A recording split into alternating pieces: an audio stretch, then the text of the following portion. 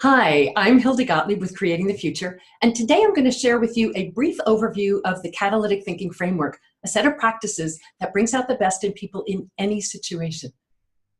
At the root of catalytic thinking lies the simple cause and effect reality that the actions that create our results are actually themselves the result of our thinking.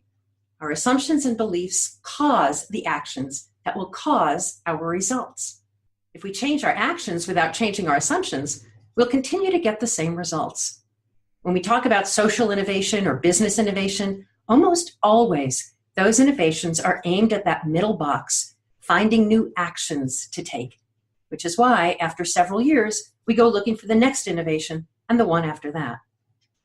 The innovation that will create dramatically different results will therefore not come from simply changing our actions, but from changing the assumptions and beliefs at the core of those actions. The fastest, least disruptive, and most graceful way of changing those assumptions is to change the questions we're asking. Why questions? Because our assumptions and beliefs are really just the answers to questions we don't even realize we're asking. Whether we assume the earth is round or flat, those assumptions are actually answering the question, what will happen if I keep heading towards the horizon? Therefore, if our assumptions are really answers to questions, imagine what might be possible if we are more mindful and intentional about the questions we're answering. For the past 2 decades, my research has been rooted in a question as well, a question that was inspired by the fact that we see change happening around us all the time. The US Civil Rights Movement, the South African Freedom Movement, the Indian Independence Movement, the global movement towards gay rights and marriage equality. We see change happening around us all the time. The question that has guided my research has therefore been, what is happening when those powerful movements take hold? What is going on when great, powerful change happens? What I found at the core of those movements and countless others is that those powerful shifts are the result of changes in assumptions, changing the questions in 3 powerful ways. The first of those questions is about what is possible. This is the shift from asking, what is the problem and how will we solve it, to instead asking, what future do we want to see and what will it take for that future to be reality? Instead of reacting to what we do not want, these questions encourage us to explore, what do we want? The second set of questions is about each other. That is the shift from asking questions that suspect each other, how can I make sure you don't hurt me, to instead asking, what would it take to bring out the best in each other? And what does that mean we might be able to accomplish together? The last set of questions is about resources. This is a shift from assuming there is not enough for everyone, questions like, where will the money come from? Or how can we compete for scarce resources? Shifting to instead ask, what do we have together? And what would it take for us to share and support each other? Those questions have become the 3 core tenets at the heart of the catalytic thinking framework. We do have the power to create what is possible by creating favorable conditions, starting with bringing out the best in people and mindfully building on what we have together as we reach in the direction of our dreams. Catalytic thinking is a set of practices that puts an intentional framework to the things that you are already doing that are already working to bring out the best in yourself and those around you.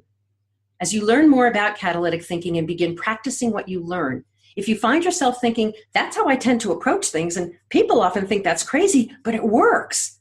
It's not crazy. It's the wisdom we have had from the beginning of time regarding what brings out the best in all of us. Catalytic thinking simply wraps all those truths into a repeatable framework, the first step in creating the kinds of systems change that really can change the whole world. When we consider the science behind this framework, we see that catalytic thinking is a logical extension of the most basic lessons of all the sciences, from physics and math to evolutionary biology and behavioral psychology. If we bring out the best in each other, we will live with the cause and effect that creates. And if we bring out the worst in each other, we will live with the cause and effect that creates. Catalytic thinking helps us repeatably and consistently bring out the best in each other. And the often dramatic And very often, joyful results from that single action, often just a single question, can be seen instantaneously. The framework begins with catalytic listening, listening for the potential in each other. It then moves into catalytic decision-making, reaching for what is possible and creating the cause and effect ladder that will lead to that high potential result. And then finally, the framework seeks to resource the results of those decisions via collective enoughness, the economic principle that together we have everything we need. Let's walk through the framework briefly to introduce you to each of the components. We will begin where everything begins, listening. Whether we are listening to ourselves or listening to others, catalytic listening is not just the first step, but the ongoing step in bringing out the best in any situation. When a situation presents itself, we can either react directly to that situation or we can pivot, moving from reactivity to creating what is possible. The simplest and most graceful way to do that is to listen using catalytic listening. What makes catalytic listening catalytic is that we're listening in a way that works with our brain's mechanics, listening in a way that will first quiet the survival brain and then the catalytic part, listening in a way that will activate the more creative and rational areas of the brain. Catalytic listening is therefore about listening for what is strong and powerful, listening for what is possible, listening for what is important. This is not about asking for what is strong and possible. It is about realizing that people are already telling us what is strong and possible, and that we're just not trained to notice and listen for it. And so the first step in any situation is catalytic listening. It is also, by the way, an ongoing step throughout any conversation and at any point in the framework. Because if we're not listening creatively, we're listening reactively. And that sends us right back down the rabbit hole of drama and reactivity, and that doesn't bring out the best in anyone ever.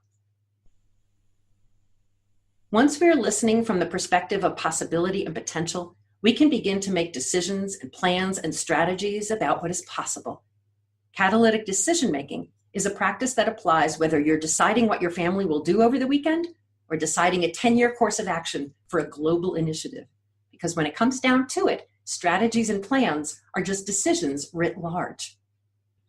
In order to achieve high potential outcomes, we must first identify what we hope our actions will ultimately achieve. That simple question will move us from reacting to a present day that was created in the past to defining the future we want to create. From there, we need to create a visible, walkable path to that outcome. That is where that first tenet of catalytic thinking comes in, that creating results is all about creating the favorable conditions that will lead to those results. Instead of staring up from the ground floor, wondering how you'll get to the rooftop of a 4-story building, you will be creating the ladder of preconditions that reaches step by step from the level ground of today's reality all the way up to the rooftop where your dreams are realized. Step by step, you'll be adding rung after rung, identifying the intervening conditions that can be put into place to accomplish anything you're seeking to accomplish. Importantly, during catalytic decision-making, you'll be focusing on people, both the people who will help make things happen and the people who will be affected by your actions, whether you consider them or not. By mindfully focusing on what your actions might make possible for everyone who will be impacted, the likelihood of unintended consequences is significantly reduced because cause and effect is reality, and if you take action, those effects will happen whether you plan for them or not. Which brings us to the last practice. Whatever decisions you make, large and small, one of the conditions for success will be resources. What do we need to have in order to take action on our decisions? Through the lens of collective enoughness, you will create those conditions for your own success, not with the reactive, scarcity-driven question of where will the money come from, but with the empowering question, what do we have together? As you begin practicing collective enoughness, you'll begin seeing that competition for scarce resources is just one way of seeing reality, and that when we focus on what we have together, things are not only more possible, they're a lot more fun. We hope this introduction to catalytic thinking inspires you to explore what these practices can make possible in your own life and work, because that's our mission at Creating the Future, to help you bring out the best in yourself and those around you towards the end goal of creating a more humane world for all of us.